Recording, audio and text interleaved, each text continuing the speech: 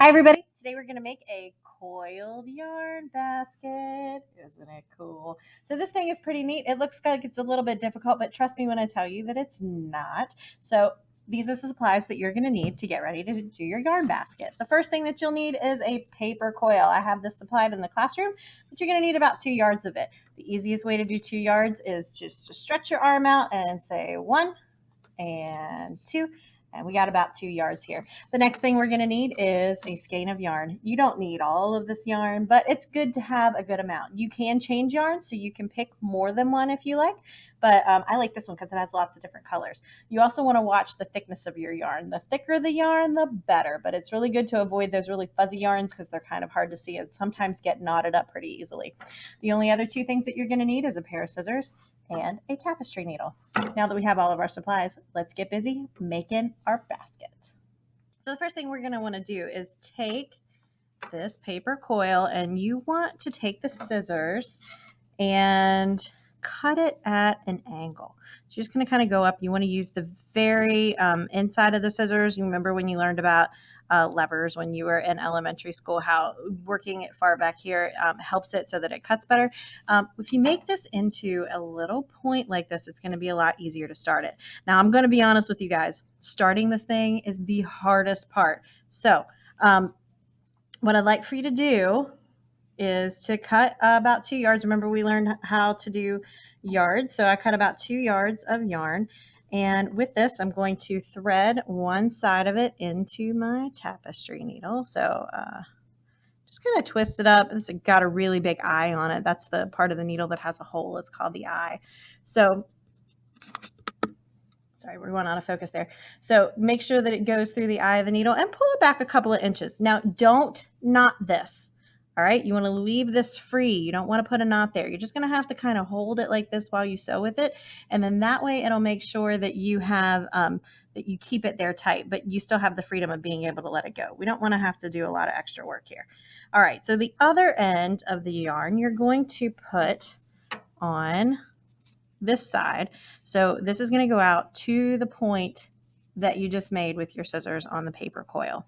So what I'm going to do is I'm going to hold on to this part right here with my thumb, and about 2 inches down-ish, you know, it's not an exact science, but about 2 inches down-ish, I'm going to start wrapping my yarn around the coil. I'm going to wrap, wrap, wrap, wrap, wrap, wrap, until I get to where the angle edge starts. So once I do that, I'm going to pull it around this way, and I'm going to hold on to that point with my thumb, and then I'm going to continue to wrap. I want to pull over the top of that. I'm going to hold this really tight. I'm going to pull over the top of that, and I'm going to wrap that point down to it. So this way I have a little loop. And this is going to be the start of my basket. So from there, I'm just going to keep wrapping a little bit more, and I'm going to bend it around like this. All right, so I'm going to take the end that has the needle in it, and I'm going to put it through that hole, and I'm going to make a stitch. Okay, so this is the basic part. So during this first part, you got to make sure that you're going to hold it really tight. So I'm right-handed, and I am holding this part in my left hand, and I'm holding this part in my right hand. Now, if you're left-handed, then you're going to need to kind of flip this thing around, which I'm sure you're pretty good at by now from being a left-hander, and do it the other way. But this is the easiest way I found to hold it. So I'm going to wrap. I'm going to wrap about 3/4 of an inch to an inch. You don't want to go too far, but you don't want to do this too soon. And I'm going to pull it around, go through the middle, and make a stitch. So I'm holding this really tight each time I make a stitch, and I'm pulling it through because I don't want any big gaps right there. And I'm going to keep going around, and go back through the middle. All right, so you're only going to go through the middle on those first couple of stitches. On the next couple of stitches, you're going to go through the one in front of it, like that.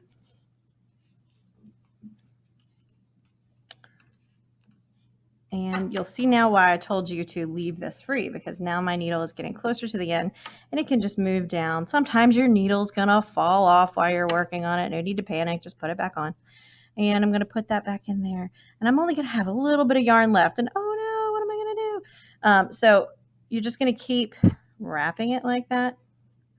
Might have room for one more stitch in there. What do you think? One more? Okay, one more stitch. I'm going to pull this through. So I'm going to wrap this a little bit more. It's time for me to get another piece of yarn. I already have some cut here.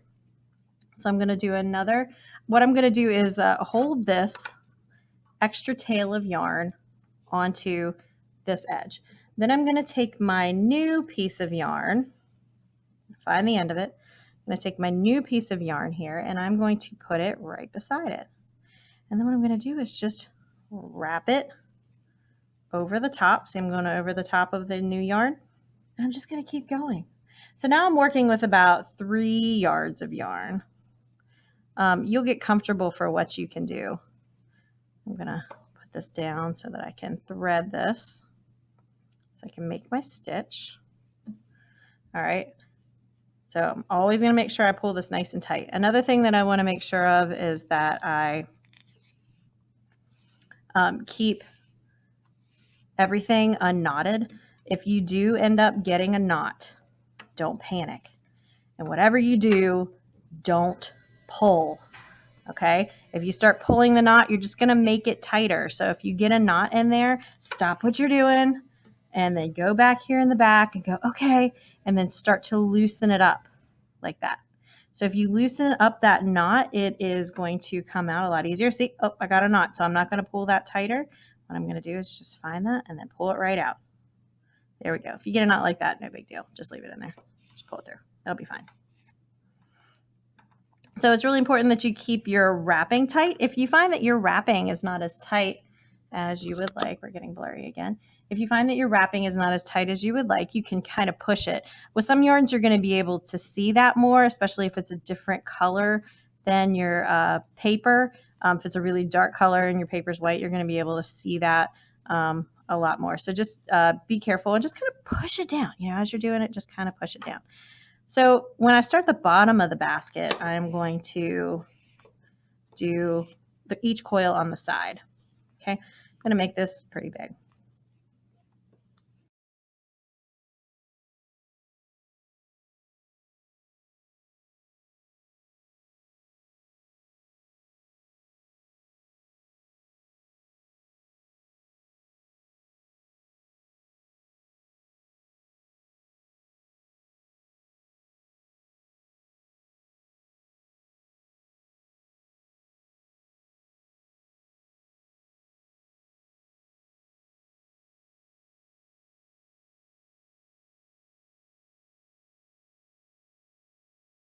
Okay, so now I feel like I finished the bottom of my basket.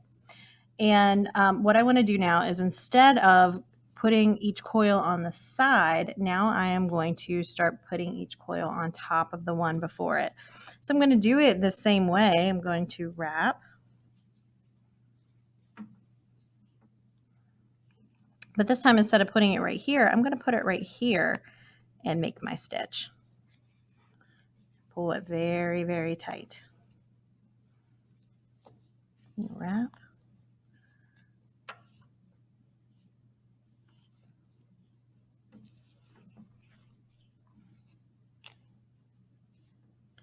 Put it on top. Make my stitch. And at the beginning, you might not be able to see this as much, but it will start heading its way up instead of out because we want a basket, not a plate. So I'm going to continue to make mine. I'm going to go off camera here for a minute, and then next time you see me, I will have a semi-finished basket. Okay? About 20 minutes. Still making my basket. Isn't it cute? All right, I'm going to keep going now. So I'm still working. You can see that the edges now are getting pulled up. I'm making a cute little basket here. Now this basket is not going to be huge, but that's kind of nice for your first one. Now if you really, really want to, you can make something that's a little bit bigger. So maybe say you wanted to do 3 yards instead of 2. I keep getting tangled up here. You could do that if you want to, but you know, what I always say is don't try to bite off more than you can chew the very first time you do this. This activity will be available to you as an extra activity. So if you get done with your projects early, I always have supplies here for you, so you can do that. So just remember that while you're working. I'm going to continue on. I'm nearing the end, but I'm not quite there yet. The elapsed time for me right now, how long I've been working on this, has been about 40 minutes. And it's very cumbersome for me to do this underneath the camera, so I am going to go to a more comfortable spot and finish up the basket. All right, I'm almost done, reaching the end of my rope. Yeah, I'm okay, don't worry about me. So my elapsed time has been about an hour, a little less than an hour. Don't be worried if it takes you a little bit longer. Remember, like I tell you guys all the time, I'm really old. I've been doing this for a long time. So, and plus I've done this a couple of times before. The more you do this, the easier it gets, especially the first time for me. I didn't do the best job. So you just have to learn as you go. Give yourself some space to make mistakes and it'll be okay.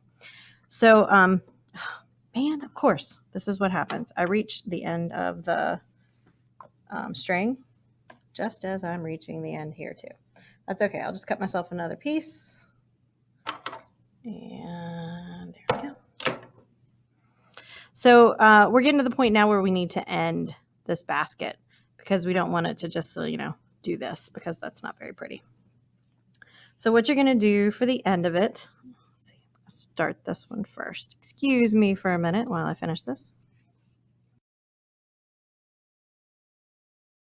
Okay, so what I'm going to do here is instead of this very blunt tip, I'm going to do just like I did at the beginning of this one, and I am going to cut it at an angle. So I'm going to take my scissors on the top of the rope, and I'm just going to cut it down very gradually into a point.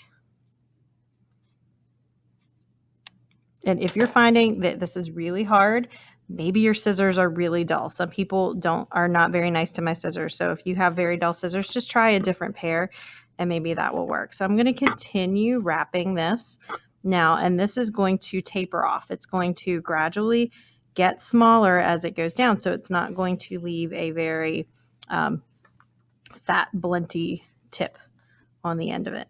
So I'm going to keep going. And then once I get kind of to the end, what I'm going to do here is I'm just going to just stitch over it. So this time, instead of wrapping it, I'm going to make several stitches. Now these stitches are going off to the side. I'm going to push them this way, and I'm going to stitch over that. I'm trying to make it look nice and neat. And there we go. So now I need to end the actual piece here. So that looks pretty good. I don't know, maybe I could push that down there a little bit more. Maybe I'll give myself another stitch right here.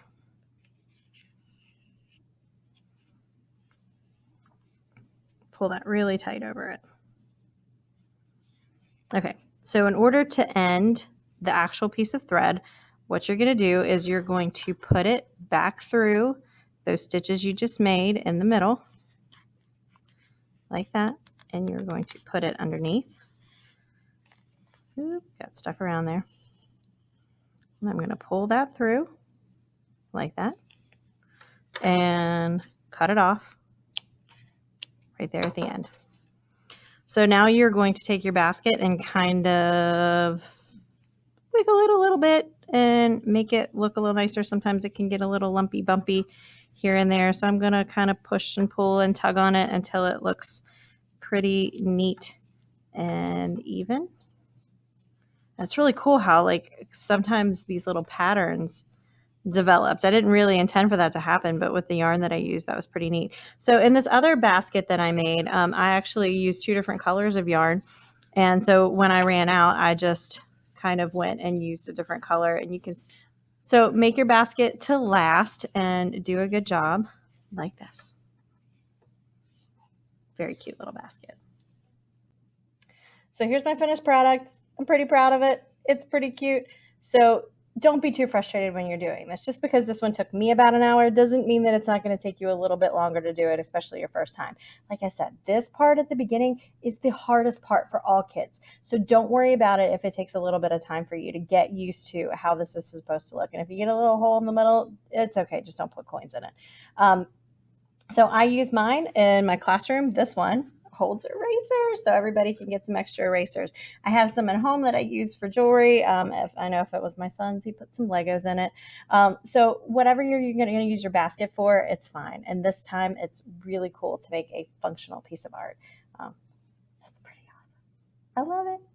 Have fun, guys. Don't stress.